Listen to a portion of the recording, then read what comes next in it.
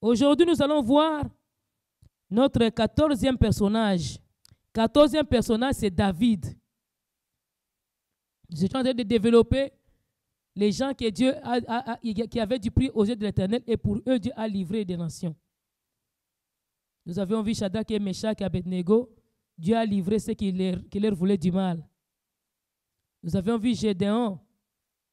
Dieu a livré les Madianites qui leur pillaient aux mains de Gédéon. Vous avez vu Moïse et les Israélites.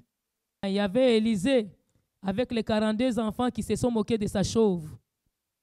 Dieu a livré les 42 enfants pour l'honneur seulement, pour le respect. Pour le respect seulement d'une personne. 42 personnes, 2 ours. Je vous ai dit que ce sont des ours spéciaux. 2 ours qui tuent 42, qui mangent 42 enfants. À combien de minutes, à combien de heures? Quand Dieu se fâche, il se fâche. Quand il veut justifier, il justifie. Que les ennemis n'attendent pas que Dieu les justifie sous sa colère. Que Dieu justifie dans la tranquillité, c'est bien. Mais quand Dieu est fâché déjà pour justifier quelqu'un, ça devient terrible. Amen. C'est pourquoi il ne faut pas avoir les problèmes avec les gens. Parce que tu ne connais pas s'il a du prix ou bien s'il n'a pas du prix. Tu peux dire que lui n'est pas pasteur, je vais me moquer de lui. Tu ne connais pas, peut-être c'est un futur. Toi, tu te moques, tu dis que c'est rien. Mais ce que Dieu va faire avec toi, tu risques d'être étonné. C'est pourquoi il ne faut pas se moquer des gens. Tu ne connais pas le futur de quelqu'un, tais-toi. Il t'a fait du mal, acquise-le chez Dieu. Mais ne t'en prends pas aux gens. Il y a des intouchables. Si dans le monde, il y a des gens qui s'appellent des intouchables, maintenant, à plus forte raison spirituellement, il y a des intouchables spirituels. Le gouvernement te touche, le gouvernement est détruit. Ceux qui voulaient à la vie de Moïse, leur gouvernement était brisé. Le gouvernement d'Égypte, l'Égypte était grande puissance à l'époque. Jusqu'à aujourd'hui, l'Égypte ne s'est jamais relevée. Parce que ces mains avaient touché aux intouchables. Toute une grande puissance mondiale qu'ils étaient à l'époque. Jusqu'à aujourd'hui, il existe des intouchables. Et les rois qui ont reconnu qu'il y a des intouchables, les rois comme Darius, ce sont des rois qui ont prospéré. Parce qu'ils ont reconnu les intouchables. Ils ont reconnu le Dieu de ces intouchables-là. Celui qui voudra se moquer de ton Dieu, il a un problème avec Dieu. Qui qu'il soit. Peu importe son rang social. Nous allons prendre nos Bibles dans les livres de... Donc notre thème d'aujourd'hui, le 14e personnage, c'est David, pauvre berger, négligé de tous, mais Dieu le fit roi et homme selon le cœur de Dieu. David, pauvre berger, négligé de tous. David, pauvre berger, négligé de tous. Je ne voulais pas seulement prendre David tout court, mais je voulais ajouter ces petits éléments. David, pauvre berger, négligé de tous. Mais Dieu le fit roi et homme selon son cœur. Dieu le fit roi et l'homme selon son cœur. C'est ça les sous-thèmes d'aujourd'hui. David, pauvre berger, négligé de tous, mais Dieu le fit roi et homme selon le cœur de Dieu. 2 Samuel chapitre 7e. J'aimerais qu'on commence d'abord à 1 Samuel. 1 Samuel chapitre 13, le verset 14. Donc on commence à 1 Samuel chapitre 13, le verset 14. Puis chapitre 16, verset 13 et 14. Et chapitre 17, le verset 28.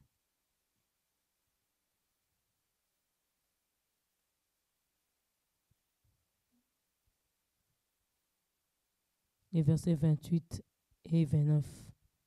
Puis on rentre dans 2 Samuel. 2 Samuel, chapitre 7, les versets d'abord 1 et 2. Chapitre 7, versets 1 et 2. Puis on s'en va au verset 8 à 29, mais on va aller à sautant. Puis les versets 8 à 29, dans la maison, tu pourras lire tous les chapitres 7 et les chapitres 8. Et les chapitres 8e, des premiers versets jusqu'au verset 14e. Nous sommes en train de parler aujourd'hui de David. David, ça signifie tout simplement chéri ou aimé de Dieu. Il était le chéri de Dieu. Chéri ou aimé de Dieu. Ou encore bien-aimé. Donc, signification de David, bien-aimé, chéri de Dieu, aimé de Dieu. David, ça veut dire chéri ou aimé de Dieu, ou encore bien-aimé de Dieu. David était un jeune d'une famille de 8 garçons. Il avait 7 grands frères. Il était le dernier de ses 7, de ses frères. Et il était le plus jeune. La Bible déclare qu'il était beau, il était blond, il avait une bonne apparence. Cependant, David, de par la façon dont on le traitait, ça montre qu'il était négligé. Pourquoi ça montre qu'il était négligé? Parce que la Bible déclare que le jour où on devait le consacrer, quand on devait consacrer David, Samuel est arrivé dans la famille, il a demandé à Isaïe son père, qu'on appelle aussi Jessé. On a appelé Jessé, on lui a dit, appelle tous tes fils ici. Je vais consacrer quelqu'un, je vais oindre quelqu'un. Il a appelé tous les 7. Il a passé le premier parce que Samuel avait déjà reçu une prophétie. Je suis en train de parler ça comme ça pour ne pas beaucoup lire. On va lire seulement un peu. C'est que si on met beaucoup la lecture, ça va être beaucoup plus long. Je vous ai donné les versets, vous allez lire à la maison, ok? Donc j'essaie de l'expliquer, ce qu'on devait lire. Maintenant, on a passé tous les autres frères. On a passé les frères, Eliab, son grand frère. Samuel est venu avec l'onction de la corne, pas des fioles comme on a donné à Saoul. L'onction de la corne, une onction durable, une onction pure, une onction qui peut subsister longtemps. Il est venu dans la famille, entré dans la famille, Dieu lui a donné l'adresse. Mais Dieu ne lui avait pas donné le nom. Il est arrivé dans l'adresse. C'est en présentant les gens que Dieu devait maintenant montrer à Samuel c'était qui que lui il avait choisi. Dans le 1 Samuel au chapitre 13e, le verset 14e, c'est là qu'on dit que Dieu a rejeté Saoul. Dieu a parlé, il a rejeté Saoul, il s'est trouvé chez les Bethléemites, quelqu'un selon son cœur. Ça, on peut le lire dans le livre de 1 Samuel, au chapitre 13e, le verset 14e. Et maintenant, ton règne ne durera point. L'Éternel s'est choisi un homme selon son cœur.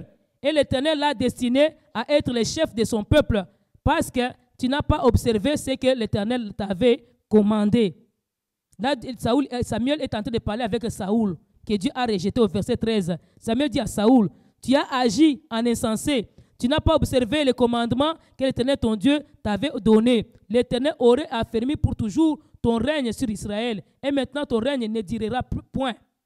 L'Éternel s'est choisi un homme selon son cœur. Et l'Éternel t'a destiné à être le chef de son peuple parce que tu n'as pas observé ce que l'Éternel avait prescrit. Au chapitre maintenant 16e de 1 Samuel, au verset 13e, d'abord au verset 7e, 6 et 7.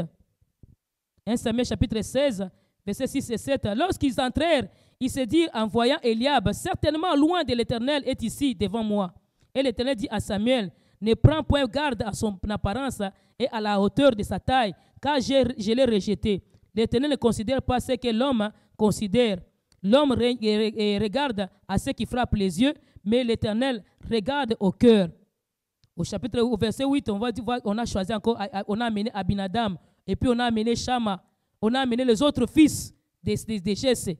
Dieu a rejeté tout cela. Au verset maintenant 13, Samuel il va demander à Isaïe, au verset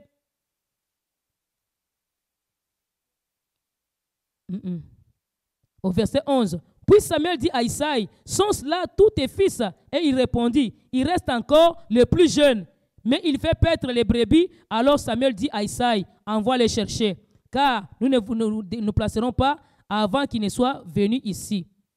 Isaïe envoya chercher. Or, il était blond, avec de beaux yeux et une belle figure. L'Éternel dit à Samuel, lève-toi, oins-le, car c'est lui.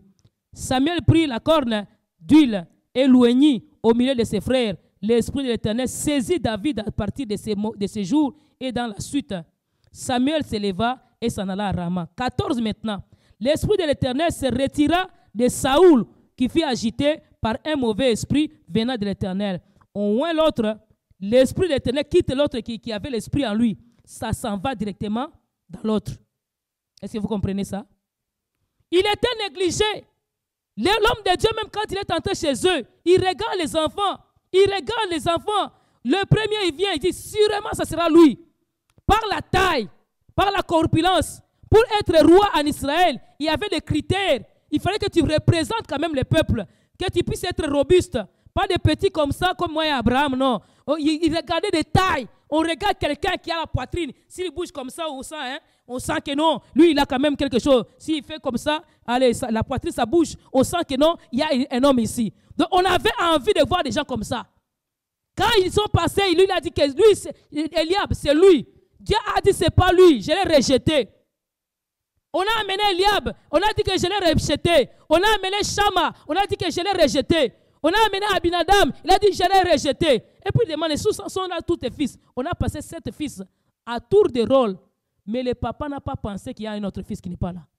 Vous voyez comment on négligeait David. On ne pouvait pas le compter parmi les enfants. Pour les gens qui méritaient, on ne pouvait pas les classer dans les classements. Laisse-moi te parler. Quand même les hommes ne peuvent pas te donner une place, une chance au classement. Dieu, lui, il a une place pour toi. Dieu peut te classer. Dieu peut se manifester dans ta vie. Dieu, il peut te positionner. Bien-aimé, ne te néglige pas. Ce qui est à toi, même ton père ne connaît pas. Même ta mère ne connaît pas. Les pères de David ne savaient pas ce qui était dans David. Tu as du prix aux yeux de l'Éternel. Et Dieu, pour toi, il peut sacrifier même des nations. Tu as du prix. Quand ton temps n'est pas encore arrivé, les gens ne verront pas ta valeur. Mais attends que le temps arrive, que ta valeur se fasse sentir. Ceux qui peuvent te négliger, ils peuvent même négliger leur futur. Tu détiens d'entre tes mains le futur d'un plus grand nombre. Tu détiens un futur de tout un peuple, mais on te néglige. Le futur d'Israël était dans les mains de David, mais personne ne pouvait voir que c'est le futur de ce pays et de cet enfant. Je parle à quelqu'un, le futur de ta vie, le futur de ta famille, le futur de tout un peuple est entre tes mains.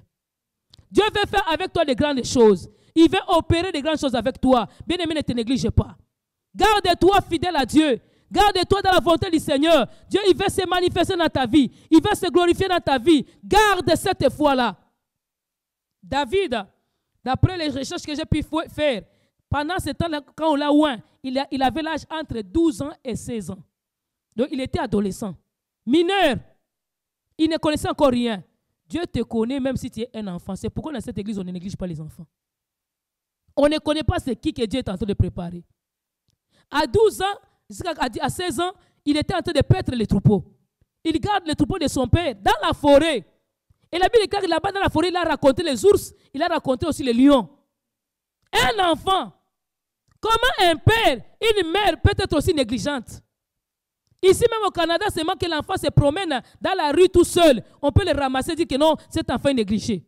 S'il croise la police, si ce n'est pas l'heure de l'école, par exemple, on croise un enfant, un petit enfant de 3 ans, 4 ans qui se promène dans la rue. La police le ramasse, non?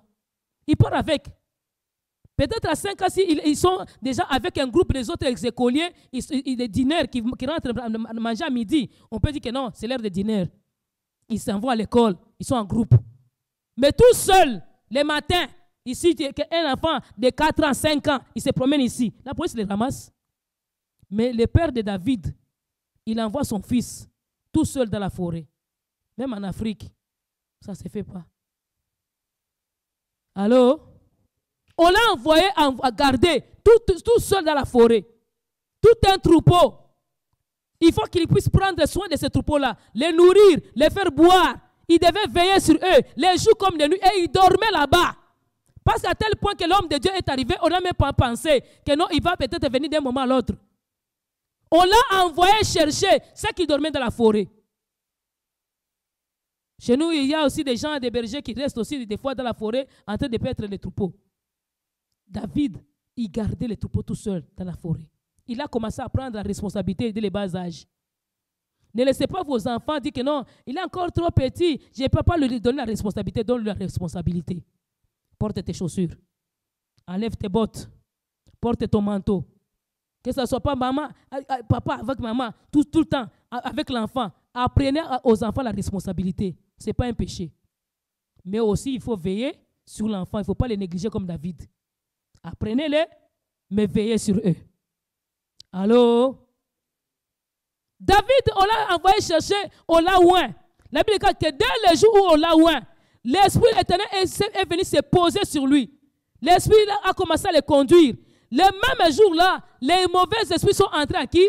Dans Saoul. Dieu a retiré son Esprit Saint et maintenant il a envoyé les mauvais esprits à Saoul.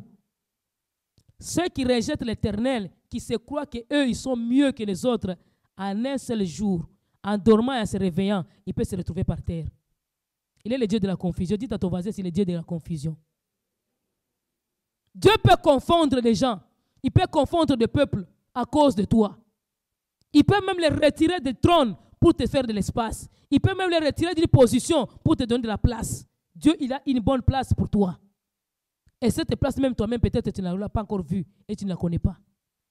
Pendant qu'il paissait, il n'avait jamais rêvé qu'il deviendrait un roi. Il n'avait jamais rêvé qu'il sera plus grand que son frère Eliab. Il n'avait jamais rêvé qu'il sera plus grand que Shama. Il n'avait jamais rêvé qu'il sera plus grand qu'Aminadab. Il pensait qu'eux, ils sont meilleurs. Et ce qui est encore ironique ici, c'est que ses frères ont été même recrutés pour devenir des militaires dans l'armée de qui? De Saoul. Et pour être militaire, vous savez comment ça se fait. Eliezer pourra vous expliquer. On s'en va au Kiembe où on s'entraîne. Il y a des entraînements. D'autres gens, ils rentrent après une semaine, d'autres après 3 jours seulement d'entraînement. Ils fuient les camps. Ils retournent civils. Ils abandonnent l'armée. Des fois, il faut endurer. Tu veux devenir fort, il faut endurer. Chez nous, on dit comme à Konzo. Hein? Oh, comme à Konzo. Mais ils sont forts quand même. On te frappe. On veut me tuer, on veut me fracturer la poitrine. Mais toi, tu es qui que toi? Tu veux devenir des mecs grands. Pour être grand, il faut être fort dans tous les domaines. Fort ici. Fort Konzo. Hein? Fort mentalement, fort moralement, fort aussi en esprit. Ah, moi, je vais être papa. Je vais être un grand serviteur. Et tu sais comment devenir un grand serviteur? David, il s'entraînait dans la forêt. Ses parents, ils ont vu qu'il n'a pas répondu. Je pense qu'on passait sélectionner les garçons dans les quartiers pour les prendre dans l'armée. David ne répondait pas aux critères. Petit, chétif, on voit que non, il ne fait rien. Laisse-moi te dire, les critères des hommes, ce ne sont pas les critères de Dieu. Les qualités des hommes, ce ne sont pas les qualités de Dieu. La sélection des hommes, ce n'est pas la sélection de Dieu. La vision des hommes, ce n'est pas la vision de Dieu. L'intention des hommes, ce n'est pas l'intention de Dieu. Les idées des hommes, ce ne sont pas les idées de Dieu. Les sentiments des hommes, ce ne sont pas les sentiments de Dieu. Les pensées de Dieu sont les pensées de Dieu. Et seul Dieu connaît ce qu'il veut faire pour quelqu'un. La destinée de quelqu'un, c'est seul Dieu qui connaît. Dieu, il dit ici que David, il ne représentait rien. Il était pauvre berger. Au chapitre 17, on voit maintenant David de son père l'envoie pour aller voir qui? Pour aller voir ses frères, avoir de leurs nouvelles dans les champs de bataille. Même dans l'armée ici aujourd'hui, on ne peut pas envoyer un civil dans les camps de bataille. On peut envoyer un autre militaire pour aller maintenant recevoir les nouvelles. Et avec les radios, ils parlent, ils se donnent des nouvelles. On n'envoie plus les gens qui sont dans la zone verte pour les envoyer dans la zone rouge. Jamais. Mais son père envoie un civil, enfant, dans la forêt, dans les champs de bataille. Mais le petit n'a même pas dit que papa, là où tu m'envoies, c'est la guerre. Hein. Comme il avait déjà sa vie, c'était la guerre tout le temps avec les animaux là-bas. il n'a pas trouvé ça difficile. Des fois, tu trouves les choses difficiles parce que tu étais habitué à être bébé là, enfant chouchouté de papa, les pourris gâtés, on te donne tout ce que tu veux ci, on te donne, tu veux ça, on te donne, va aller ici, on t'accompagne, être ici, tu es avec papa, là, tu es avec maman, là, tu es avec grand frère, tu es avec petite sœur. Non, des fois, il faut se challenger. On devait prêcher ici sur les challengers. Des fois, dans la vie, il faut subir des challenges, relever les défis. Il y a des gens qui n'aiment pas relever les défis. Un peu seulement, il abandonne. Un peu seulement, il est fatigué. Un peu seulement, il se fâche. Mais tu as quelle personne? Quand tu commences à te fâcher, même pour des petites personnes, même quand tu vas te marier, tu vas avoir des problèmes. On te dit seulement, moi chez nous, ce n'est pas comme ça. Moi chez nous, ce n'était pas comme ça. Tu te trouves que non, tu ne veux pas. Tu te trouves que non, tu ne résistes même pas. Tu te fâches pour rien. Et pour des petites choses, tu prends même des mauvaises décisions. Il faut apprendre à être challengé, à subir des choses. Les choses que tu subis aujourd'hui, ça te rend plus fort. Quand tu vas rencontrer certaines autres choses dans la vie, tu vas trouver que ça, c'est rien par rapport à ce que j'avais déjà trouvé il y a 3 ans, 5 ans passés. Ça, c'est rien que ce que j'ai déjà vu. Ça, c'est rien que ce que j'ai déjà rencontré. Mais si tu n'as jamais rien rencontré, tu vas trouver, c'est énorme, je vais mourir. Tu vas mourir pourquoi? On a déjà rencontré des choses. Celui qui a beaucoup d'expérience, il devient comme une bibliothèque. Il devient maintenant un doyen. Il n'y a plus rien qui le fait peur. Mais il y a des gens qui tremblent à tout vent. David il n'a pas eu peur. On l'envoie et puis il était obéissant, humble. David avait des qualités en lui. Il avait beaucoup de bonnes qualités. On va essayer de voir quelques qualités de David. David avait d'abord l'humilité et l'obéissance. Pour que Dieu puisse t'élever et puisse t'amener plus loin, bien que tu aies le prix à ses yeux, il peut qu'il t'amène plus loin et qu'il se venge même de toi. Il faut d'abord être humble et obéissant. On l'envoie dans les champs de bataille, David n'a pas résisté. David n'a pas riposté. Il est parti. Quand il est arrivé au problème de Saoul, Saoul a fait même son porteur d'armes. David, il suivait seulement Saoul. Il faisait ce que Saoul demandait. Et il y a des gens qui n'aiment pas qu'on leur demande quoi faire. Et qui ont ce langage-là. Moi, je n'aime pas qu'on me dise quoi faire. J'en ai rencontré déjà un papa qui ne voulait pas venir à l'église. Il disait que non, moi, je n'aime pas aller à l'église parce qu'à l'église, on aime ça de dire aux gens des choses à faire. Moi, je n'aime pas qu'on me dise quoi faire dans la vie. Même toi, ma femme, je ne veux même pas que tu me dises quoi faire. Dans la vie, on apprend à se faire aussi dire des choses. Allô? Si tu n'aimes pas quoi faire, c'est que tu n'as rien à faire avec Dieu. Parce que Dieu nous dit toujours quoi faire. Tu peux dire que Dieu c'est un dictateur. Ce n'est pas un dictateur, c'est un théocrate. Donc il faut faire sa volonté. Suivre la volonté de Dieu. Il ne te dicte pas, tu as le choix de refuser, mais si tu veux être béni par lui, tu dois obéir. Il ne t'oblige pas, mais il te demande. Et il t'impose même, mais il te laisse le libre choix. Ça, c'est la théocratie. Et Dieu nous demande de faire ce que lui veut, non pas ce que nous voulons. Des fois, les gens aiment toujours faire ce qu'ils veulent. Même dans les couples, on ne fait pas toujours ce qu'on veut. Oh, moi, je vais commencer. Chez nous, j'étais habitué à rentrer à minuit. J'étais habitué à rentrer quand je veux. Quand tu veux. Quand tu étais chez vous. Mais pas quand tu es avec moi. Allô? Donc, les choses doivent changer. On doit s'adapter au rythme. On doit aussi se réorganiser, se repositionner. Un caractère qui vient ici, l'autre caractère qui vient là-bas, vous devez vous mélanger, donner maintenant un autre nouveau caractère. Toi, tu vas faire briser certaines choses, l'autre aussi va faire briser certaines choses pour que vous puissiez vous accommoder. Accommodement raisonnable. Vous vous rappelez de ça? Accommodement raisonnable. À un certain moment, quand tu te maries, il faut apprendre à vivre dans l'accommodement raisonnable. Tu vas t'accommoder à l'autre. Amen. David était humble. Deuxième de ses qualités, David, première qualité, il était plein d'humilité et d'obéissance. Deuxième qualité, il était bon comme un ange. Donc dans les premières qualités, il y a 1 Samuel chapitre 18, verset 5. Tu peux aussi le voir là où son père l'avait envoyé. Tu peux trouver beaucoup de versets.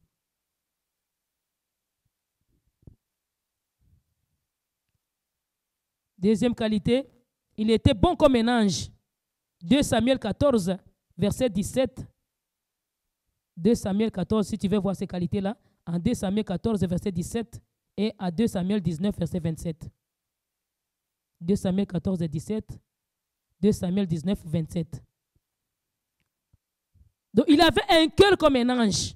Il parlait bien, il écoutait les gens et puis il donnait toujours des solutions. Bien aimé, dans la vie, il faut apprendre à écouter et à donner aussi des solutions. Ne sois pas quelqu'un qui veut toujours avoir. On te donne et toi tu ne donnes rien. Toi aussi donne. Apprends aussi à donner, à être comme un ange, à écouter les autres. Il a écouté cette femme et puis il a parlé à la femme. Est-ce que Joab n'était pas avec toi par hasard? Ce n'est pas Joab qui t'a envoyé.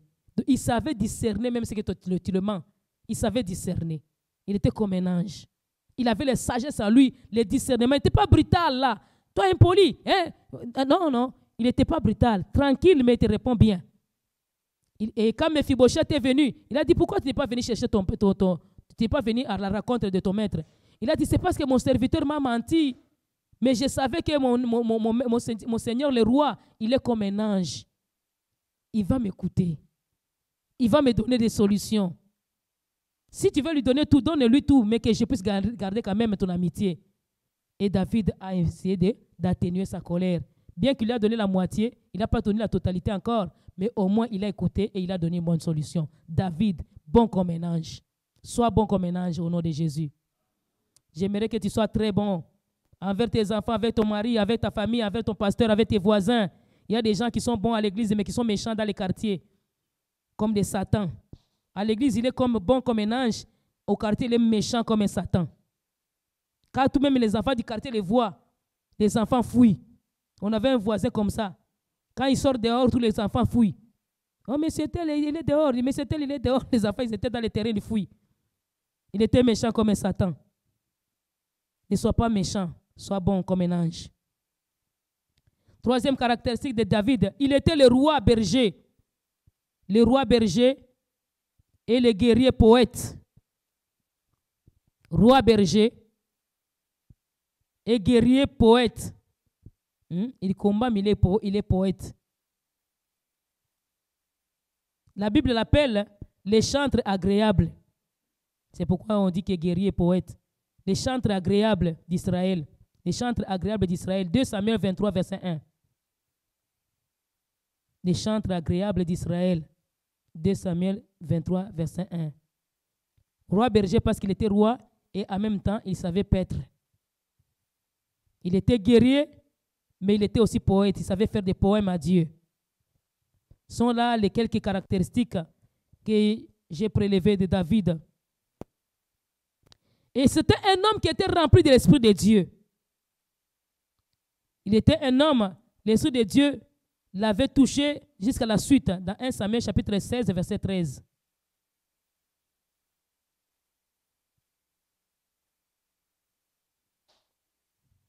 Un chantre aussi agréable, c'est aussi dans 1 Samuel chapitre 18 et chapitre 16, verset 18.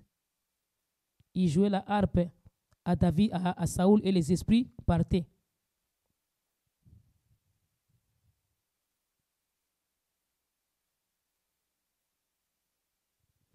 On voit maintenant David dans le chapitre maintenant 17 et 7e de 2 rois. Je vais continuer et je vais développer une fois pour toutes. 2 Samuel, chapitre 7, versets 1 et 2. Lorsque le roi habita dans sa maison et que l'Éternel lui eut donné du repos, après l'avoir délivré de tous les ennemis qui l'entouraient, il dit à Nathan, le prophète, vois donc, j'habite dans une maison de cèdre et l'arche de Dieu habite au milieu d'une tente. Verset 8. Maintenant, tu diras à mon serviteur David, ainsi par l'Éternel des armées, je t'ai pris au pâturage derrière les brebis pour que tu fasses chef sur mon peuple, sur Israël. J'ai été avec toi partout où tu as marché. J'ai exterminé tous tes ennemis devant toi et j'ai rendu ton nom grand comme les noms des grands qui sont sur la terre. J'ai donné une demeure à mon peuple, à Israël, et je l'ai planté pour qu'il soit fixé et ne soit plus agité pour que les méchants ne l'oppriment plus comme auparavant. Et comme à l'époque où j'avais établi les juges sur mon peuple d'Israël, j'étais accordé du repos en te délivrant de tous tes ennemis. Et l'Éternel t'annonce qu'il te créera une maison. Quand tes jours seront accomplis et que tu seras couché avec tes pères, j'élèverai ta postérité après toi, celui qui sera sorti de tes entrailles, et j'affermirai son règne. Ce sera lui qui bâtira une maison à mon nom, et j'affermirai pour toujours le trône de ton royaume, de son royaume. Je serai pour lui un père et il sera pour moi un fils. S'il fait le mal, je le châtierai avec la verge des hommes et avec le coup des enfants des hommes. Mais ma grâce ne se retirera point, point de lui, comme je l'ai retiré de Saoul, que j'ai rejeté devant toi. Ta maison et ton règne seront pour toujours assurés, ton trône sera pour toujours affermi. Nathan rapporta à David toutes ces paroles et toute cette vision. Et le roi David alla se présenter devant l'Éternel et dit, « Qui suis-je, Seigneur éternel, et quelle est ma maison pour que tu m'aies fait parvenir où je suis? C'est encore peu de choses à tes yeux, Seigneur éternel. Tu parles aussi de la maison de ton serviteur pour le temps à venir, et tu daignes instruire un homme de ces choses, Seigneur éternel. Que pourrais te dire de plus, David? Tu connais ton serviteur, Seigneur éternel. À cause de ta parole et selon ton cœur, tu as fait toutes ces grandes choses pour les révéler à ton serviteur. Que tu es donc grand, éternel Dieu, car nul n'est semblable à toi, et il n'y a point d'autre Dieu que toi, d'après tout ce que nous avons entendu de nos oreilles. Tu peux continuer jusqu'à la maison, jusqu'à la fin. Le chapitre 8e.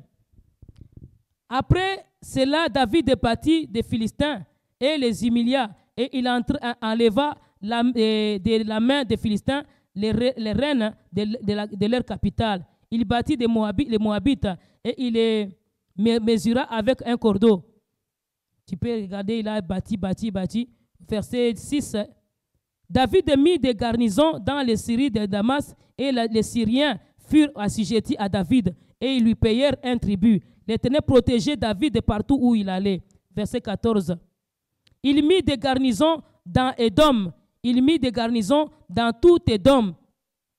Et tout Édom fut assujetti à David. L'Éternel protégeait David partout où il allait. Amen. Donc on voit ici que l'homme de David, comme Dieu l'avait désiré, Dieu l'avait aimé conformément à Actes des Apôtres 13 et 22. Actes 13 et 22. Actes chapitre 13e. Les versets 22. Puis l'ayant rejeté, il leur suscita pour roi David, auquel il a rendu ce témoignage. J'ai trouvé David, fils d'Isaïe, homme selon mon cœur, qui accomplira toutes mes volontés. David était l'homme qui accomplissait la volonté de Dieu, toute la volonté de Dieu, pas certaines volontés de Dieu. Les hommes aujourd'hui, ils aiment que Dieu les élève, mais ils n'aiment pas suivre la volonté de Dieu. Ils veulent suivre certaines volontés qui peuvent matcher avec leurs pensées, qui peuvent aussi coïncider avec leurs idées. Quand ça ne matche pas, ils ne suivent pas. Mais David accomplissait toute la volonté de Dieu.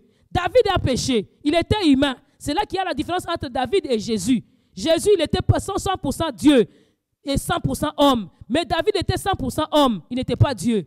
C'est pourquoi il avait des faiblesses. C'est là qu'il y a la différence entre David et Jésus. Mais cependant, la Bible appelle Jésus fils de David. Parce que David était roi.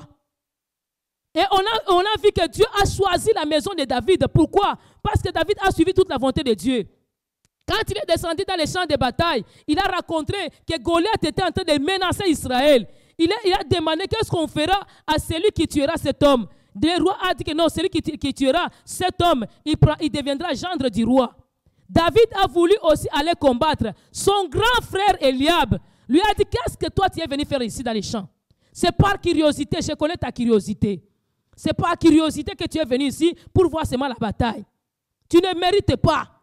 Il a minimisé. Il a dit, toi tu feras quoi? Moi j'ai été sélectionné. J'ai des critères. J'ai la poitrine. J'ai la taille. Moi je suis fort. Moi je suis capable. Moi je suis compétent. Moi je suis plus intelligent que toi. Moi je peux affronter l'ennemi. Toi tu ne peux rien faire. Est-ce que toi tu as déjà vu quelqu'un? Tu as déjà vu un ennemi? Toi tu as déjà tué quelqu'un? Est-ce que toi tu as déjà tué des gens? Mais moi j'ai déjà tué des animaux féroces.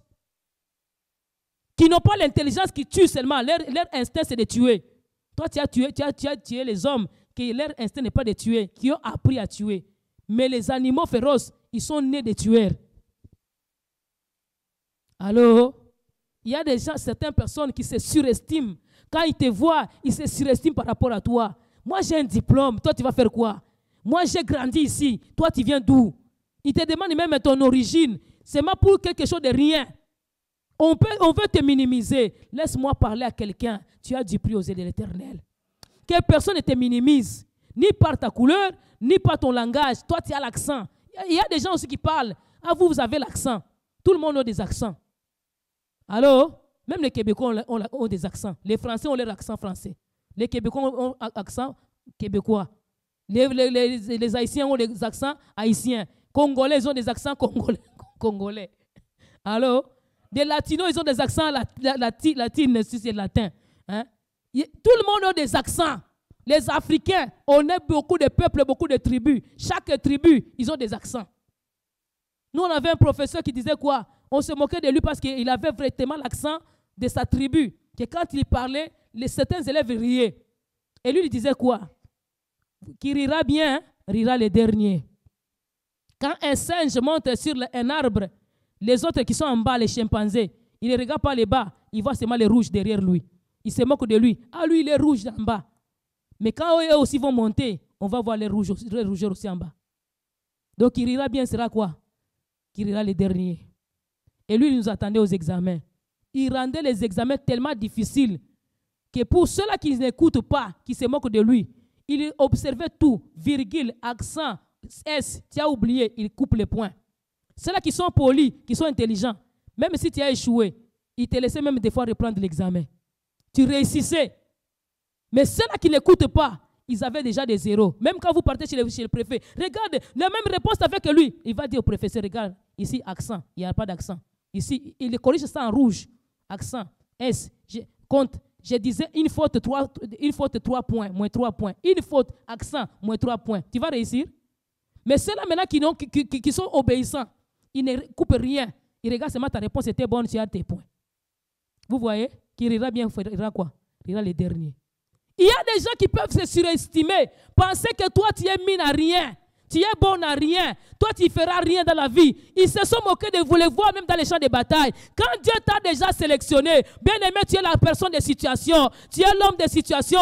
Comme Joseph était l'homme de situation, David aussi était l'homme de situation pour Israël. L'homme de situation est arrivé et ils ont commencé à minimiser l'homme de situation parce qu'il avait peut-être 16 ans, parce qu'il était moins âgé, parce qu'il était petite taille, parce qu'il était court. Et même on regardait les géants Goliath. Lui, il mesurait 3 mètres. Maintenant, les petits, lui, il peut-être mesurer 1,50 m. Donc, il arrive peut-être à la hanche. Il n'arrive même nulle part. Donc, il va t'écraser. Il peut t'écrabouiller avec sa main.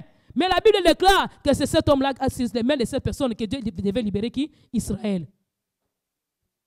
Il a frappé Israël. Son nom est devenu populaire. Un jour, quand Dieu décide pour t'élever, tu deviendras populaire sans faire même des campagnes d'élections. Dieu, quand il dit qu'il va t'élever, les gens eux-mêmes viendront te chercher. Des gens viendront te solliciter. Ah, viens nous représenter. Jephthé, il était rejeté par ses frères. Ses frères l'ont chassé. Tu n'hériteras pas avec nous. On l'a chassé. Mais quand la guerre était arrivée, ils sont partis chercher Jephthé qui s'était entraîné avec des gens de rien, comme la Bible dit. Il a appris à s'entraîner, à devenir fort avec les gens de rien. Toi, tu grandis avec les gens de rien, mais Dieu, il t'amène quelque part. Tu grandis avec des gens qu'on peut dire qu'ils n'ont plus la tête. C'est toujours la Bible, c'est toujours les jeunes prières. Comment quelqu'un peut gêner 40 jours au Canada en plus? Ce n'est pas normal. On maltraite les gens. Dites-moi, qui a mauvaise mine ici? Qui a mauvaise mine? Une seule m'avait dit que je vois tout le monde, on grossit là-bas. Hein? On a grossi quoi? Avec le Saint-Esprit. Amen. Dieu va te grossir. Il va te donner les joues.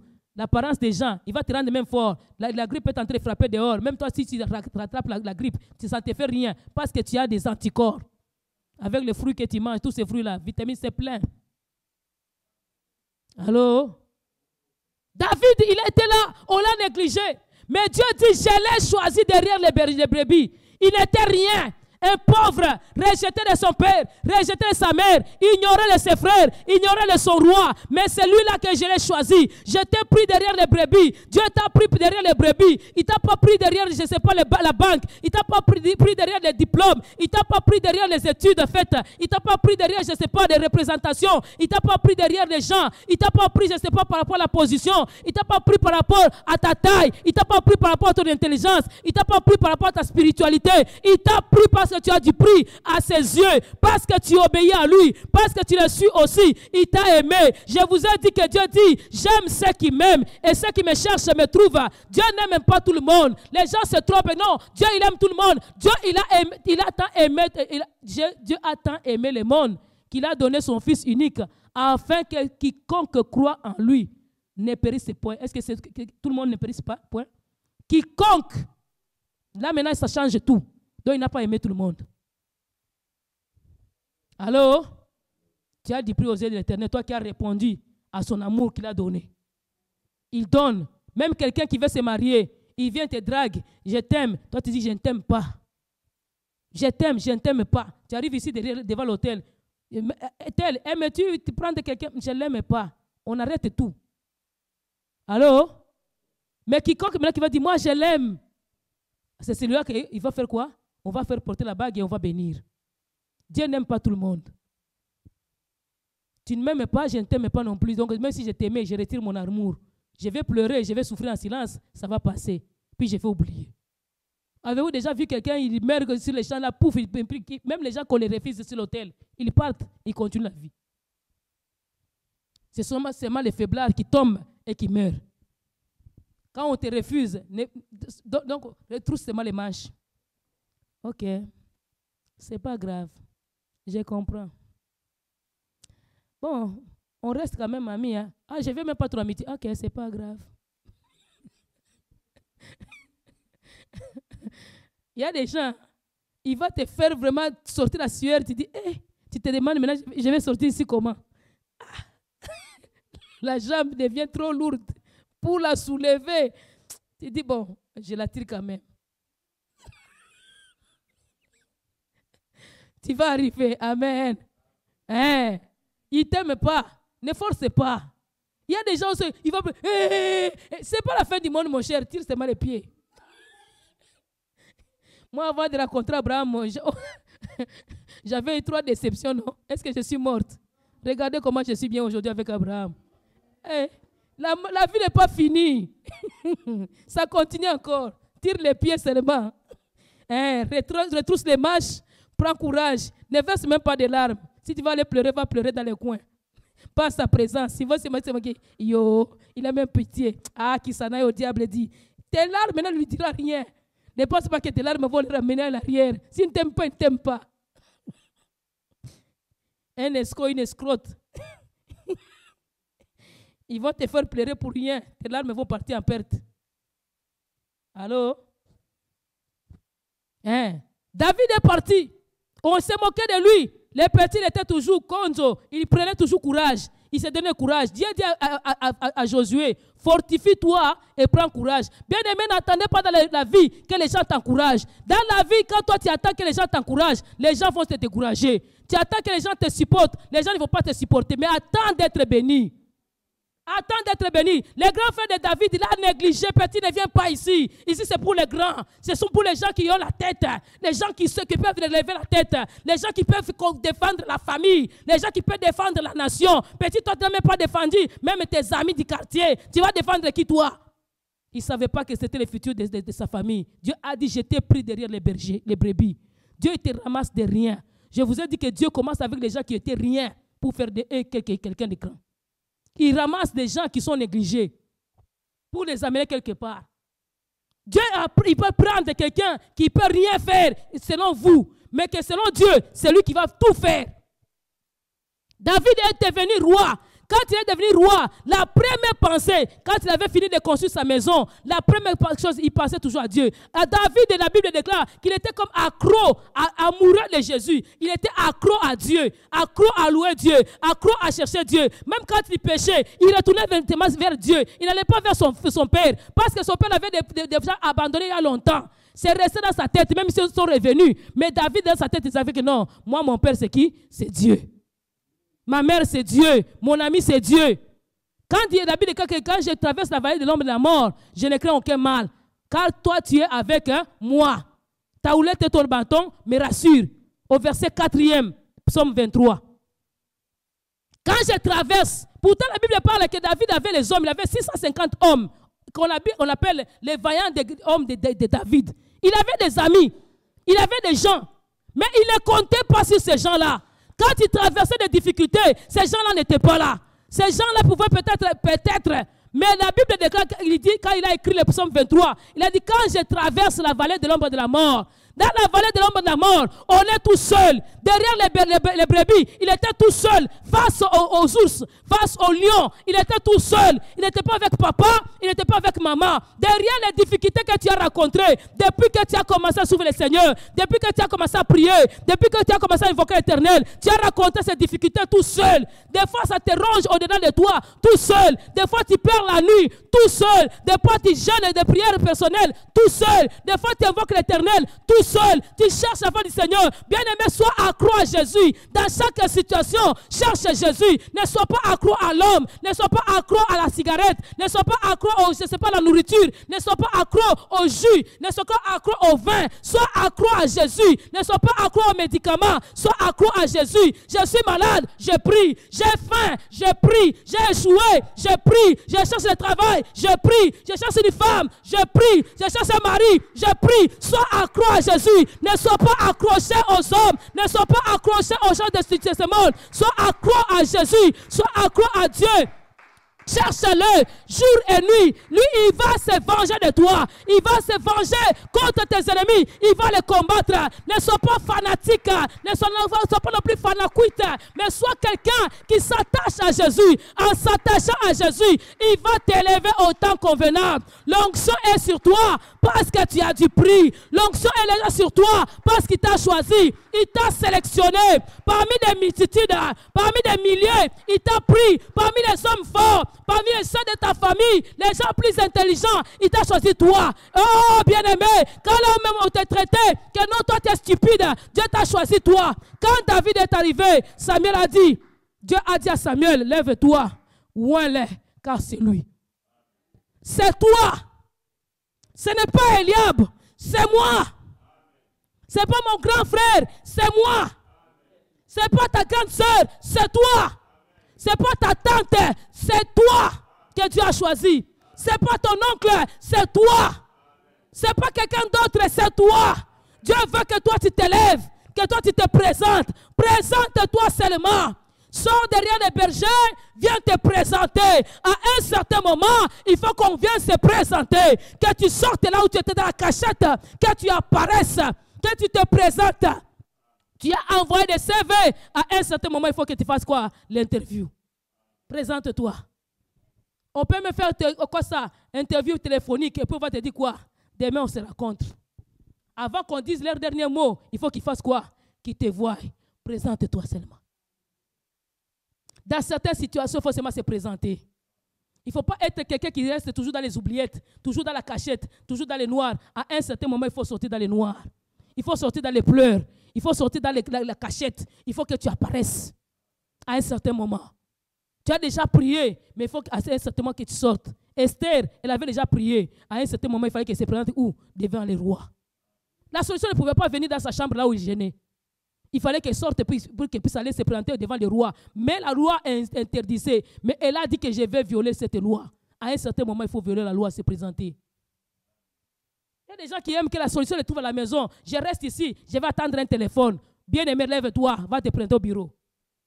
Pour venir au Canada, je me suis fait violence. On ne m'a pas convoqué, j'arrive dans le bureau de quelqu'un. J'ai dit que tu m'avais appelé. Il m'a dit, madame, je t'ai donné rendez-vous quand? J'ai dit, je ne me rappelle plus les jours, mais il m'avait appelé. Tu as le téléphone en question? C'était écrit inconnu. Bon, je sais que leurs appels sont toujours masqués, non? C'était inconnu. Il rentre comme quoi? En confusion. Il dit, bon, il va d'abord écouter la personne en question parce que je suis déjà là. Je me suis fait quoi? Je me suis présenté. Présente-toi.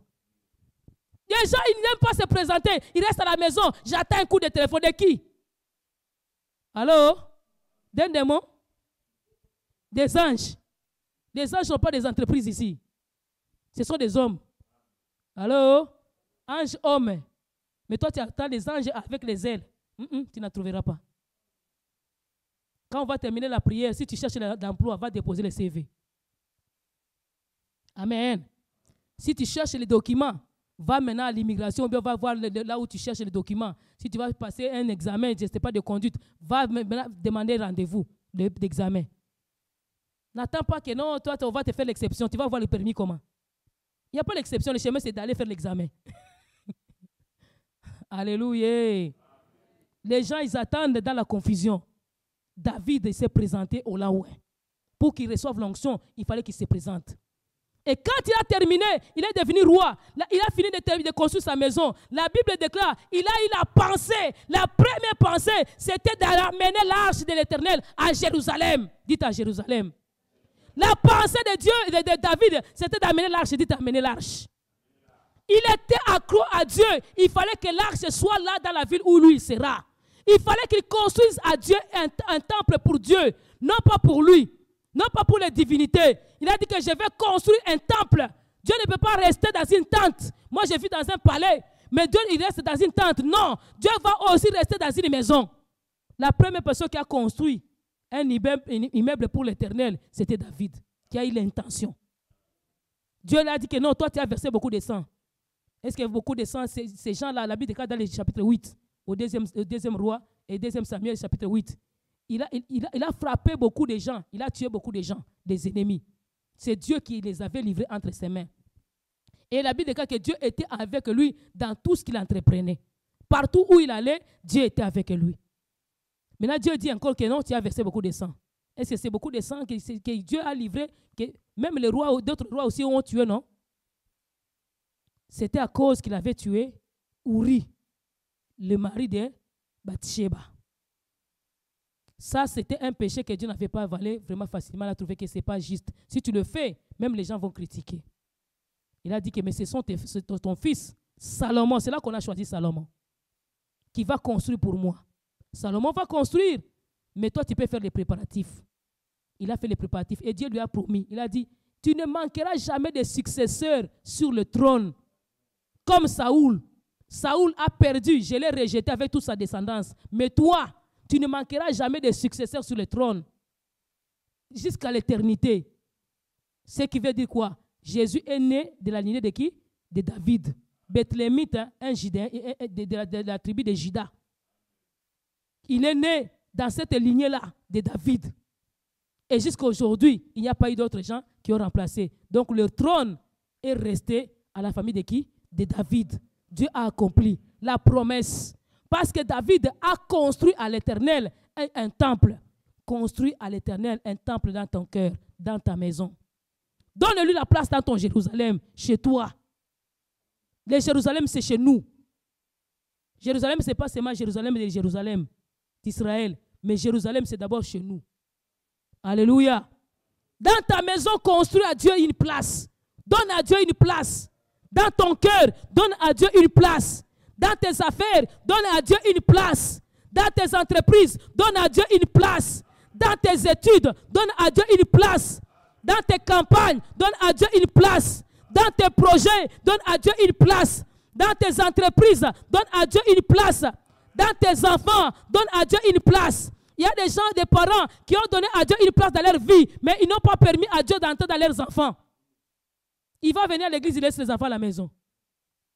Il vient tout seul. Il dérange beaucoup. Maintenant, comment est-ce qu'ils apprendront à ne pas déranger Dieu? Il faut amener l'enfant dès le bas âge, dès le ventre déjà. J'ai toujours parlé dès le ventre. Tu pries pour lui, même dans le ventre, tu imposes des mains petits. Sois tranquille, hein? On s'en va à l'église. Ne me dérange pas trop, ne m'amène pas de nausées. Au nom de Jésus, ok? On s'en va louer, on va glorifier. Tu vas voir comment je vais danser. Maman va danser terrible aujourd'hui. pour l'éternel. Amen, amen. Allez, vous arrivez à l'église. Tout le temps que tu seras à l'église, l'enfant ne va pas te déranger. Il ne va pas te donner des coups de pied là, qui brutal. Non, il va être tranquille. Il dit qu'ici, nous sommes où? À l'église. Et quand il va naître, ça sera déjà ancré en lui. Les chansons qu'il apprenait à l'église là, il va commencer à les chanter à la maison. Quand j'ai eu ma première fille, Jemima, parce que je partais avec elle à l'église, ma grossesse, tout ça, et quand je l'ai mis au monde, c'était toujours l'église. Donc la première chanson qu'elle avait à l'époque, c'était une chanson qui régnait chez nous, hein, à l'église. On chantait la chanson qu'on chante ici. Plus léger, plus léger, plus léger. Vous vous rappelez? Pépele, pépele, oh, pépele. Nakopesa ye mikumba nanga. Maintenant, elle ne savait pas dire mikumba. Parce que chez nous, là-bas, les patates douces, on les appelait aussi les bijumba. C'est que l'enfant, il chantait, il disait Nakopesa ye bijumba nanga. Bonatika la pepe. Donc, je vais lui donner mes patates douces.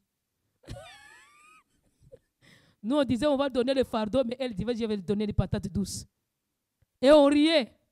Donc, c'était des chansons que j'aimais chanter pendant que j'étais enceinte. Elle est née avec ça. L'enfant a appris dès les bas âges. Toi, qu'est-ce que tes enfants apprennent? Tu vas voir les enfants, ils apprennent oh, Awilo Longomba. Ils apprennent oh, Fali Poupa.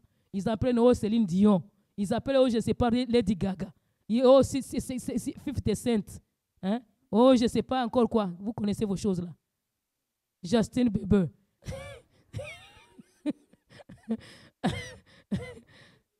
Que ton enfant apprenne les choses de Dieu, les serviteurs de Dieu, les chansons de Dieu. Il va grandir avec les chansons. David a rencontré Dieu. Il a décidé de construire pour le Seigneur. Il a décidé de bâtir pour le Seigneur. Alors qu'il venait d'être roi, il a décidé de faire quelque chose pour le Seigneur. Bien-aimés, faisons quelque chose du Seigneur. Dès que Dieu nous bénit, la première pensée, la première personne à qui nous devons penser, c'est à Dieu. Quand tu reçois même ton salaire, la première personne à qui penser, c'est Dieu. Il y a des gens qui commencent à penser, ah, je vais aller m'acheter telle robe. J'ai vu sur Urban Planet, j'ai dit sur Winners, il y a telle chose. Non, pense d'abord à Dieu. Première chose à Dieu. Mais il y a des gens qui ne pensent pas à Dieu. Dieu, c'est leur dernier souci. Que Dieu soit notre premier souci. Dans la première ligne, que ce soit Dieu. Dieu l'a ramassé derrière les brebis. Il a ramassé derrière les animaux. Il a ramassé dans la poussière alors qu'il n'était rien. Dieu l'a positionné. Et Dieu a livré les Moabites, les Philistins, les Madianites. Dieu les avait livrés entre les mains de David. La Bible déclare que David, il partait, il a frappé, il a récupéré tous ces gens-là. Les autres tribus, les autres peuples même donnaient des tribus, donc des impôts. Il a imposé l'impôt à certains peuples. Il commençait à payer les tribus, de payer l'impôt à David. David est devenu roi. Il est resté roi. Pendant 40 ans, il n'y a pas eu de guerre.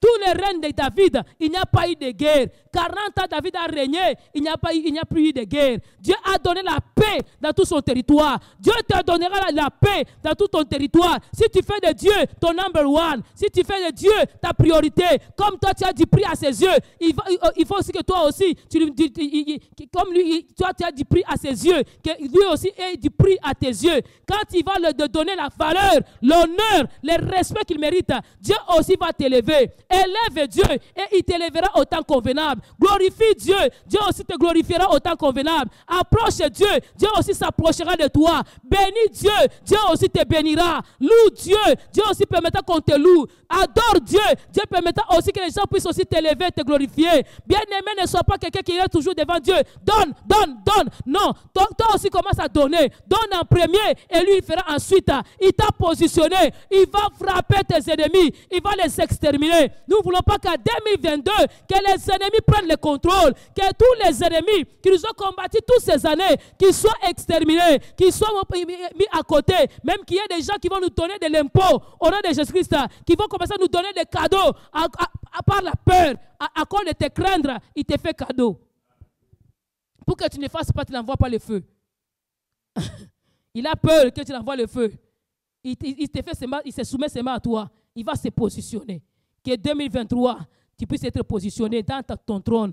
Que tu arrives à ton trône. tu as été dans la poussière, autant que tu étais humilié, autant que Dieu t'élève. Autant que tu étais rabaissé, autant que Dieu puisse t'élever. Autant que tu étais négligé, autant que tu sois considéré. Autant que tu étais méprisé, autant que tu puisses être chouchouté. Autant qu'on t'ignorait, autant que les gens prennent contrôle et fassent attention à toi. Autant que les gens ne se moquaient de toi, ils se moquaient de toi. Autant que les gens aussi puissent commencer à te respecter. Autant que les gens t'ignoraient, que les gens puissent aussi prendre en considération ta personne. Autant que tu n'étais rien pour eux, que tu deviens tout pour eux. Les frères de David est devenu quelqu'un. Les frères de David pouvaient regarder David, dire qu'il y a David. Chez nous, on appelle Yaya, c'est-à-dire quoi? Grand frère, grande sœur. Mais même un petit, si on veut l'honorer, s'il est déjà béni, on commence à l'appeler Yaya. Il peut être 10e sur 10. Et c'est comme celui qui Dieu a béni, il devient directement qui? Yaya. Tous les gens disent, il y a Joël. Il y a Joël Nabisso. Hein? On commence à le respecter. Pourquoi? Parce qu'il est béni. David qui était négligé le 8e sur 8. David est devenu Yaya. Il y a David. Il y a David Nabisso. Que Dieu te bénisse, il y a David. Alléluia. Quand on va commencer à t'appeler Yaya, sache que tu es déjà positionné.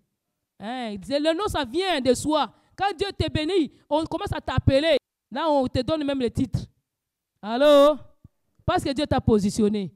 Mais quand tu passes dans l'humiliation, les gens t'ignorent, ils te minimisent, ils te taxent, ils te donnent des étiquettes. Comme on l'a fait hier, la prière ici. On a pensé à tous les gens qui se moquaient de nous là. Il y a des gens qui se moquent.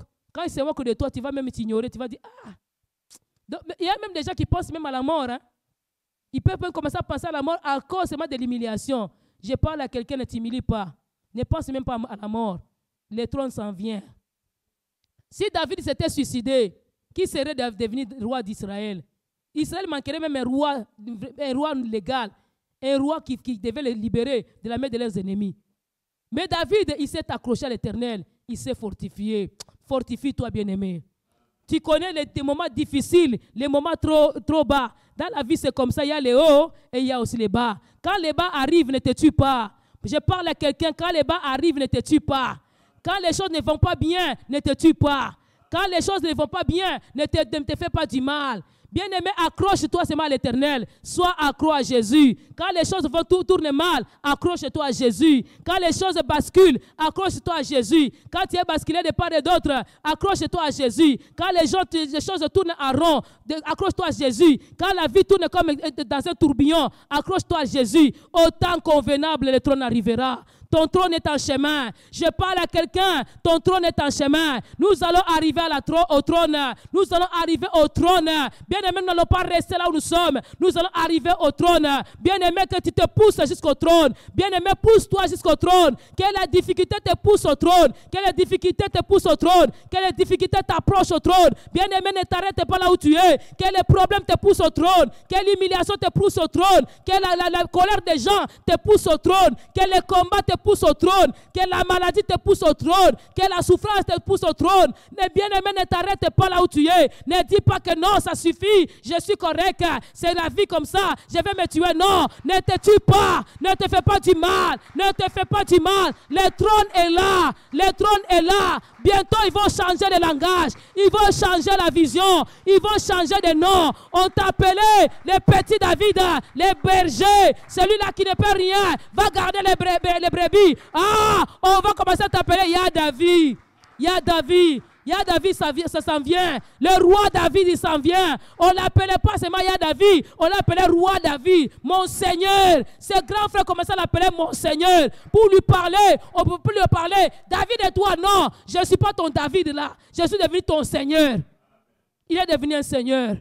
Le berger est devenu Seigneur. Le négligé est devenu Seigneur. Le méprisé est devenu Seigneur. L'humilié est devenu Seigneur. Il est devenu honorable. Quelqu'un est positionné. Parce que tu as du prix, Dieu imposera ce prix-là aux gens. Parce que tu as du prix aux yeux de Dieu, Dieu aussi imposera ce prix-là aux gens. Les gens qui te méprisaient, Dieu va leur imposer même des langages. Il va leur imposer les noms à t'appeler. Ils ne vont pas continuer à t'appeler comme ils voulaient. Ils vont t'appeler maintenant au nom que Dieu va imposer. Comme l'avait dit notre louangeur ici, que Dieu, il a des noms qu'il a préparés pour toi. Il va t'appeler au nom que lui, il a préparé. Ton nom s'en vient. Ton nom s'en vient. Je parle à quelqu'un, ton nom s'en vient. Les noms s'en viennent. Tu ne seras plus appelé au nom que les gens t'ont donné. Tu ne seras plus appelé comme toi tu pensais. Tu ne seras plus appelé comme toi tu voulais. Ton nom s'en vient. Ah, je parle à quelqu'un. Ton nom s'en vient. On va t'appeler des noms que la bouche de l'Éternel va déclarer. On va t'appeler du nom que la bouche de Dieu va dire. On va t'appeler au nom que l'Éternel a préparé. On va t'appeler au nom que la bouche de l'Éternel aura déclaré. Ils vont changer leur langage. La prostituée Rahab est devenue la hyène de Jésus. La prostituée, je ne sais pas, la Moabite, Ruth la Moabite est devenue l'ancêtre de Jésus. Ah, on va t'appeler par le nom que la bouche de l'Éternel proclamera. Il y a un nom qui s'en vient, un nom du trône, un nom du trône, non plus un nom de la poussière, non pas un nom encore du quartier, le nom du trône. Ah, je parle à quelqu'un, que le nom du trône s'en vient. Dieu te positionne, il te positionne, le nom du trône vient. Ce nom va changer toute ton histoire. Ce nom va changer toute ton histoire. Les gens ne vont plus te prendre comme ça. Et Dieu va faire que ce nom puisse rester pour de bon jusque dans les générations. Ce nom-là, ça va amener la bénédiction à ta descendance. Ta descendance ne seront plus que des bergers. Ils seront des fils du roi. Ils seront des princes et des princesses. Ils seront des gens positionnés, non pas des gens de poussière. Le temps de poussière va se terminer. Sa poussière termine aujourd'hui. Ta poussière termine aujourd'hui. Dieu t'élève. Dieu élève quelqu'un cette matinée, cet après-midi. Dieu est en train d'élever quelqu'un. Lorsque Dieu t'élève, là on disait que non, toi tu ne feras pas tes études, toi tu ne feras pas ci. À un certain moment, on va oublier même tout ce qu'on t'avait dit. Parce que tu vas y arriver. Tu es capable. Dieu te prépare à la grandeur. Il te prépare au-delà. Il te prépare à la grandeur. Bien-aimé, tu dois te positionner. Le nom s'en vient. Le nom que la bouche de l'Éternel aura déclaré, ça s'en vient. La Bible déclare que quand l'ange est venu parler à Marie, il a dit, je te salue Marie, pleine de grâce. Le Seigneur est avec toi. Tu es choisi entre toutes les femmes. Hey, toutes les femmes, toi tu es choisi. Ah, ti kanayo. Il y a un certain moment que Dieu te choisit parmi des multitudes. David, parmi tous les Bethlémites, parmi tous les Israélites, parmi tous ses frères, parmi tous les grands, parmi les costauds, Dieu a choisi David pour faire de lui un roi. Un roi éternel. Les autres royaumes, ça vient, ça part. À un certain moment, on peut renverser même les royaumes. D'autres prennent aussi les royaumes. Mais le royaume de David subsiste jusqu'à aujourd'hui. Et jusqu'à l'éternité, le royaume de David. Laisse à ce que ton royaume subsiste. Quand Dieu va te positionner, personne ne pourra encore te renverser. Là où Dieu t'amène, personne ne pourra encore te rabaisser. L'élévation qui vient de Dieu, on ne te rabaissera plus. Là où Dieu t'amène, il t'amène en haut pour toujours. Et ta descendance vont bénéficier de ce que Dieu a préparé pour toi. Ceux qui se moquaient de toi, ils viennent se joindre à toi. Les frères de David, les pères de David, la famille de David, ils sont venus se joindre à David. David n'avait pas appelé les gens. Même dans l'armée, les gens quittaient l'armée de qui? De Saoul. Ils venaient se joindre à qui? À David. David s'est retrouvé avec beaucoup de gens. Pour arriver au trône, il avait déjà des gens derrière lui. Tu n'auras pas à faire des efforts. Quand Dieu t'élève, tu n'as plus à faire des efforts. Au temps de ton élévation, on ne va plus faire d'efforts. 2023, tu ne fournis plus d'efforts. Laisse Dieu faire, qui s'occupe de tout. Toi, sois seulement accro à Jésus. Comme les drogués sont accros aux drogues, sois accro à Jésus. Comme les alcooliques sont accros à l'alcool, sois accro à qui? À Jésus. David, lui, il était tantôt, s'il ne fait pas la musique, il fait la poésie. Il fait des poèmes. Et avec ces poèmes-là, c'est là qu'il a, dans la forêt, là, dans la souffrance-là, qu'il a écrit tous ces psaumes ici. 150 psaumes, chansons. Psaumes, c'est les chansons. 150 chansons. Si on parlerait aujourd'hui, 150 albums. Allô? Vous voyez David? 150. D'autres chanteurs d'aujourd'hui, ils viennent toujours puiser dans la bibliothèque de David. L'homme qui a excellé en poésie, en chant, en rythme. Vous voyez comment Dieu l'a élevé? Dieu va t'élever. Et il n'y aura personne qui va te renverser. Nous voulons arriver au sommet. On veut arriver à la position où Dieu veut que nous puissions arriver. Que la gloire de Dieu se manifeste dans notre vie. De la poussière, il relève les pauvres pour les faire asseoir avec les grands de ce monde. Que Dieu t'élève. Que Dieu te bénisse. Toi qui étais berger, que tu sois l'homme selon le cœur de Dieu. Pourquoi Dieu l'a appelé l'homme selon son cœur? Parce qu'il savait se repentir. Quand il tombait, il se relevait et disait, Seigneur, chez qui irai-je encore? Si je retourne encore en arrière, on va me fouetter même. On va me battre les pierres. Je n'ai personne, Seigneur. Je n'ai personne à gauche. Je n'ai personne à droite. Il n'y a que toi qui es avec moi. Je n'ai personne à ma gauche, personne à ma droite. Je n'ai que toi seul, oh Jésus. Tu es tout pour moi, oh l'agneau de Dieu. Tu es tout pour moi, oh Jésus. Que les hommes me rejettent, que les hommes m'abandonnent. Je n'ai que toi seul, oh Jésus. Oh, tu es tout pour moi, oh l'agneau immolé. Tu es tout pour moi, oh. Lève-toi, on va prier. Tu n'as personne. Tu n'as personne. Nous n'avons que Jésus. On ira chez qui? Qui sacrifie des rois. Tous ceux qui s'opposaient à David, qui venaient le combattre, Dieu les avait livrés. Qui livre nos ennemis. Que dans tout ce que nous allons entreprendre, que nous puissions réussir. Que Dieu soit avec nous.